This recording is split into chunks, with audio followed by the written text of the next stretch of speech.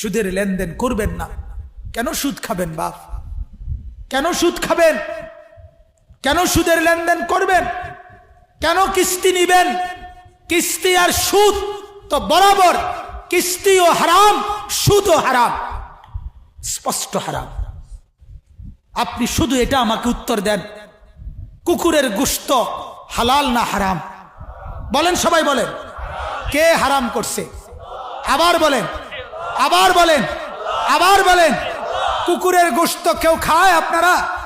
তাইলে আল্লাহ যদি হারাম করে কুকুরের গোশত খান না, তাহলে আল্লাহ হারাম করার পরেও সুদ খান কেন? আর সুদ খাইলে কুত্তার গোশত খান না কেন? কথা বলেন না কেন? যিনি সুদ খান তাইলে তিনি কুকুরের গোশত খান। তাইলে কারণ আপনি তো শুনেছেন আল্লাহ তাআলা হারাম করছে, তো আল্লাহই তো কুকুরের গোশত হারাম করছে। তাহলে আল্লাহর হারাম এটা মানলে আল্লাহর হারাম এটা মানবেন না কেন? কথা বলেন না কেন? যদি বলেন সম্ভব না চলা, আল্লাহর কসম সম্ভব। হালাল পন্থায় ইনকাম করে চলা সম্ভব না অসম্ভব? সম্ভব, সম্ভব। আল্লাহর কথা মিথ্যা হয় না। লা ইউকাল্লিফুল্লাহু নাফসান ইল্লা বুসআহা। আল্লাহ কারো উপরে সাধ্যের অতিরিক্ত কিছু চাপিয়ে দেয় না।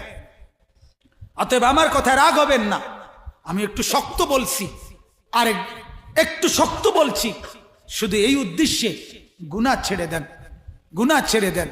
সুদ, ঘুষ, মিথ্যা, মদ, জুয়া, অনেক যুবক, অনেক নওজোয়ান শহরে বন্দরে গ্রামে গঞ্জেও এখন মাদকাসক্ত, মদে আসক্ত, ইয়াবা, ফেন্সিডিল, গাঁজা, হাজারো রকমের নেশা।